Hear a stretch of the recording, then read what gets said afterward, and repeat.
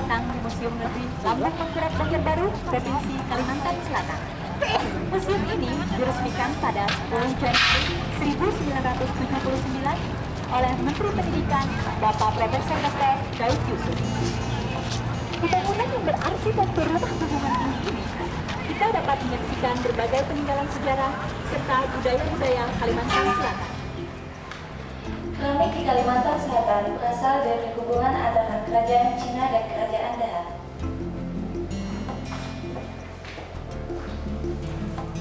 Di mana Wiramarta mengirim utusan untuk mencari patung pemujaan guna memenuhi keperluan upacara adat.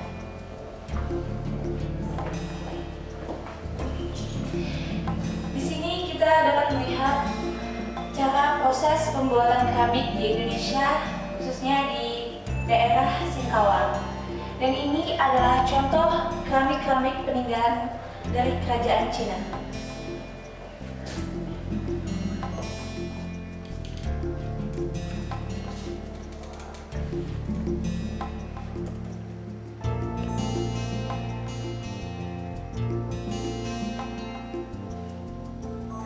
Selain Kerajaan Cina, juga ada pula peninggalan dari daerah Eropa seperti kita lihat tadi, serta keramik daerah Jepang, kemudian keramik asal dari daerah Vietnam.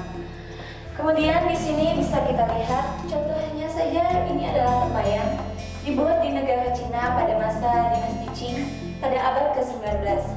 Pembuatan tempayan ini sangat terbatas sehingga menjadikannya barang yang cukup mahal di pasaran dunia. Secara umum, kain-kain Indonesia diciptakan dari berbagai macam bahan, baik yang bersifat asli maupun yang buatan, yang diolah sedemikian rupa sehingga menghasilkan jenis kain dan pakaian khas daerah di Nusantara.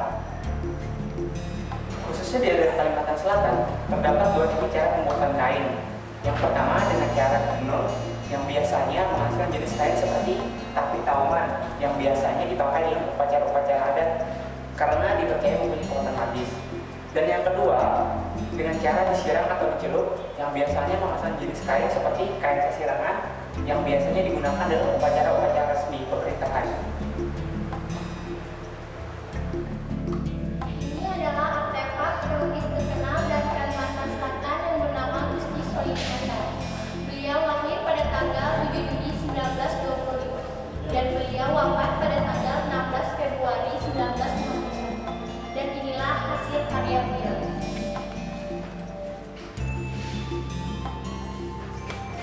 Indonesia adalah suatu negara yang memiliki berbagai macam suku bangsa dan etnik yang tersebar di wilayah Indonesia. Seperti halnya Indonesia, Kalimantan Selatan memiliki suku bangsa yang berbagai macam yang tersebar di wilayah Kalimantan Selatan. Pada tahun 1950, daerah penyebaran suku bangsa di Indonesia tersebar di wilayah Kalimantan Selatan. Ada 16 suku bangsa yang tersebar di Kalimantan Selatan, seperti Banjar Kuala, Banjar Batang Bali, serta suku Mandar yang menempati dan berdomisili di wilayah Kalimantan Selatan. Di sini adalah peta persebaran suku bangsa di daerah Kalimantan Selatan, Banjar, Jawa, Bugis, Dayak, serta suku lainnya mendiami dan berdomisili di wilayah Kalimantan Selatan. Semuanya menjadi satu kesatuan dan berdomisili menjadi penduduk asli suku bangsa Kalimantan Selatan. Rumah Banjar rumah adat Banjar yang khusus dibangun warga bangsawan ini dibangun dari kayu kulit. Rumah ini terdiri dari simbol-simbol motif, yang mana asli simbol-simbol ini menggambarkan pohon kehidupan batang garing, di mana menurut mereka yang ini terlahir dari pohon tersebut.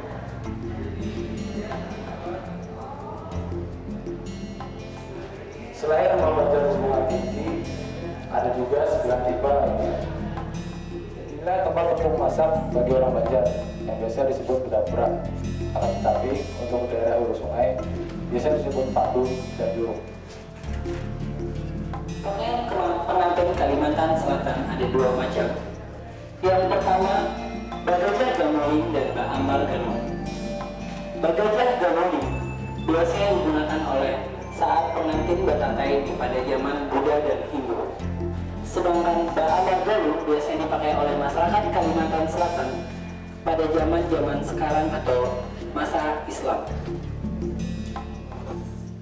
Syekh Muhammad Arsyad Al-Banjari dilahirkan pada tanggal 15 Safar 1122 Hijriah yang bertepatan pada tanggal 19 Maret 1710 Masehi yang bertepat di Desa Logobang, Martapura.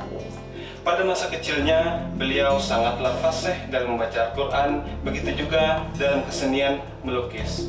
Pada tahun 1700 sampai dengan 1743, beliau diasuh oleh Kesultanan Banjar, yaitu Sultan Hamidullah di dalam Kerajaan Banjar.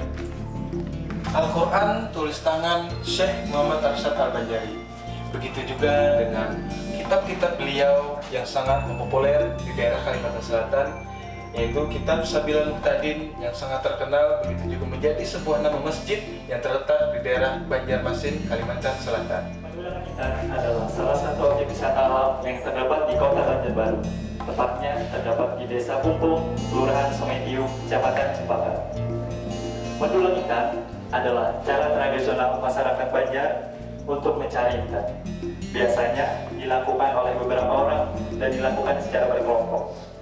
Pembagian kerjanya dilakukan sesuai keahlian, yaitu ada menggali, penimba, pengangkat, penyolong, pencuci, dan palinggangan. Yang masing-masing punya peralatan sendiri sesuai dengan fungsinya. Pecahnya Perang Banjar pada tanggal 28 April 1859 ditandai dengan adanya penyerangan pasukan Banu Ampar yang dipimpin oleh Pangeran Antasari terhadap tambang batu bara Oranye Nassau yang terletak di Pengaron, Kabupaten Banjar. Dalam penyerangannya, Pangeran Antasari meneriakkan slogannya, "Haram menyerah, wajah sampai ke puncak."